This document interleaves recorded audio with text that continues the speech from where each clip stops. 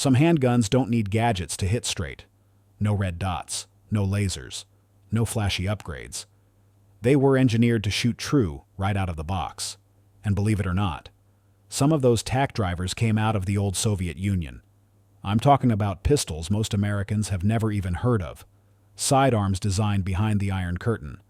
Guns that can still outgroup a modern match pistol, even without 21st century optics or mods. Today we're looking at 7 overlooked Russian handguns that deliver accuracy you would not expect.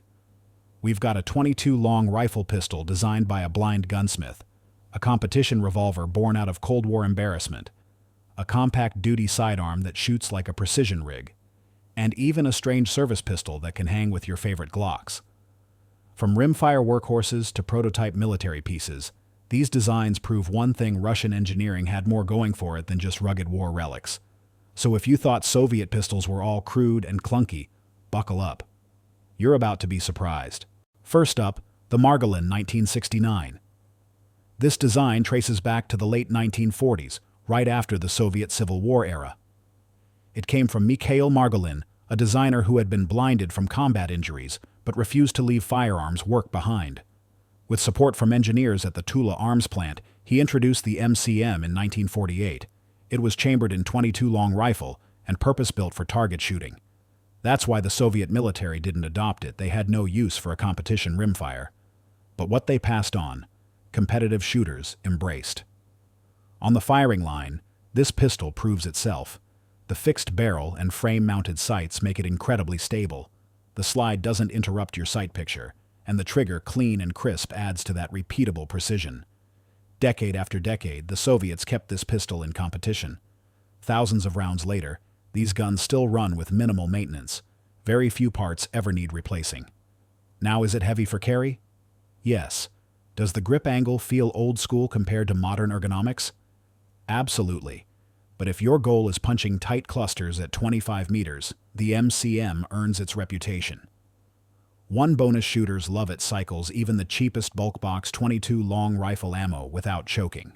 That makes it a budget-friendly training tool that just keeps on stacking groups. Next, let's move to the MTS-4 revolver, a comeback story born out of Cold War embarrassment. In 1954, at the World Shooting Championships, the Soviets got embarrassed by competitors using more advanced revolvers. They refused to let that happen again. So the engineers at Stechkin APS, the Soviet Design Bureau for Sport and Hunting Weapons, went back to the drawing board. They started with old Nagant frames, heavily reworked them, and by 1956, they unveiled the MTS-4. This was no ordinary wheel gun. It had a beefed-up barrel, precision-adjustable sights, and it was built solely to win matches. Performance? It could hold groups just over 40 millimeters at 25 meters. That's serious accuracy for a revolver of its era. The trick was the ammo, custom-loaded wad cutters called 7.62mm B1. These were slow, stable, and cut paper clean like a hole punch. Shooters who ran the MTS-4 always noted how easily it kept shots in the black. But let's be clear, this revolver has trade-offs. It's single action only. It's bulky. Reloads are painfully slow. Some versions didn't even have ejector rods or speed loaders. Fewer than 8,000 were ever made. And since many were just conversions from old Nagants, no two are exactly alike. Still, get behind the sights of an MTS-4, and you're holding a piece of history. A revolver built not for war, but to prove Soviet shooters could compete with the best in the world. It's rare, it's heavy, it's slow. But when fired deliberately, it reminds you what precision looked like in the Cold War era. Now let's talk about something different. The PSM. This pistol showed up in the early 1970s. It wasn't designed for soldiers in the trenches. It was built for high-ranking Soviet officials. A discreet sidearm that looked sharp, not aggressive. It's chambered in 5.45 by 18 millimeter. Ballistics-wise, it falls right between the .22 long rifle and the .25 ACP. That small cartridge won't win any fights against body armor. But what it does give you is almost zero recoil and a level of accuracy that surprises a lot of people. In steady hands, the PSM will hold 2-inch groups at 25 meters. That's rifle-caliber precision, in a pistol slim enough to disappear in a pocket. Mechanically, it's a simple blowback gun with a fixed barrel. That setup helps keep the sight picture steady, shot after shot. Collectors sometimes call it the pocket tack driver. But make no mistake, this isn't a combat pistol. It was issued to officers, party members, and bureaucrats, not frontline troops. That's why you rarely see them outside of the Eastern Bloc. In the West, the PSM was almost a rumor, a whisper about a Soviet spy pistol that was paper thin. And for most shooters, that's as close as they ever got. The truth: the cartridge is weak. The controls are minimal. There's no slide stop and no external release. But it points naturally. It hides better than most subcompacts, and the ergonomics make it a joy to shoot. Function-wise, it runs fine if the ammunition is in spec. Certain brands with odd case lengths or bullet shapes can cause hiccups. But owners who get one and feed it the right ammo, they usually turn into die-hard fans. Finding one today is the real challenge. American import laws keep the PSM in the shadows. You'll have to dig through estate auctions, specialty dealers, or Soviet surplus networks. If you land one, you've got a rare piece of Cold War history and a pistol that still shocks people when it holds those tight groups. Next up, a true competition piece. The IJ-35M. This one wasn't born out of a military contract. It was built from the ground up for rimfire matches. The first thing you notice when you pick it up, the balance. The nose is heavy, which kills muzzle rise. The barrel is fixed, which means repeatable precision. And the trigger, right around 3 pounds, breaks like glass. All those traits add up to a pistol that will stack overlapping holes at 25 yards, shot after shot, with very little effort. When you run it, the sights barely move. That's why competitive shooters loved it. You stay locked in on target instead of chasing recoil. Now, it's not as polished as some of the high-dollar European pistols. But don't let the looks fool you. This thing is built tough. Solid steel frame, heavy-duty mags, and it shrugs off thousands of rounds without complaint. The IJ-35M isn't picky about ammo either. It'll run bulk box 22 long rifle just fine. That makes it an affordable workhorse for training or matches. The finish? Plain black oxide over bead-blasted steel. No flash, no showpiece appeal. But that simplicity is part of the charm.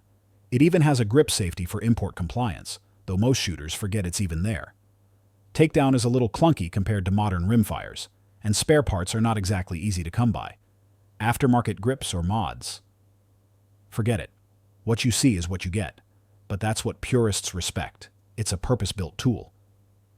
And imports have dried up, so whatever is in the US right now, that's all there's ever going to be. You might stumble on one in a pawn shop or secondhand store.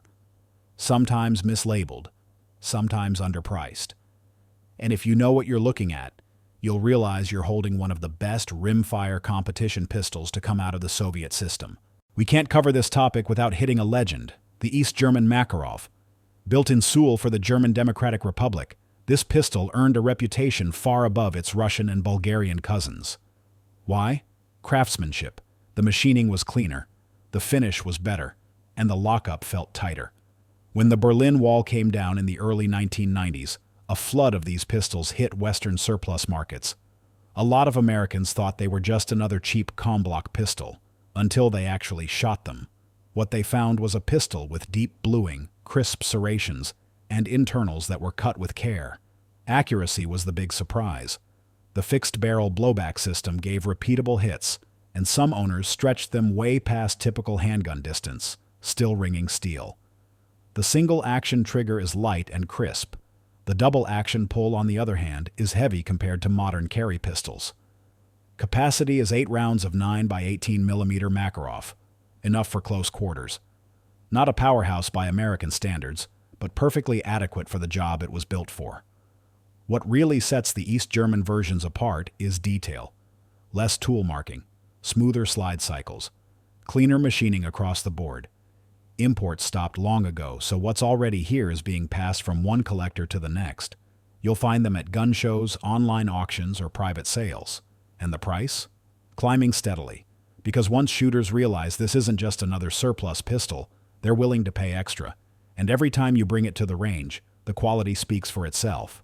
Igor Stechkin's APS pistol came out of the late 1940s. It wasn't built for frontline infantry. It was meant for Soviet support crews, tank operators, vehicle drivers, and airmen who needed more than just a compact sidearm. The gun was officially adopted in 1951, but despite the buzz, it never became standard issue. The problem was obvious.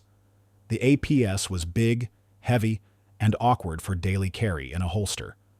By the late 1950s, most units had already moved on. Its service run was short, and it never became a core piece of Soviet small arms history. Now, where it shines is accuracy. The APS runs a fixed barrel paired with a built-in rate reducer. That combination keeps it controllable, even in short bursts, with very little muzzle flip. In semi-auto mode, this pistol will stack tight groups at 25 meters. Add the detachable shoulder stock, and it handles almost like a mini carbine. But that setup was never practical for everyday carry.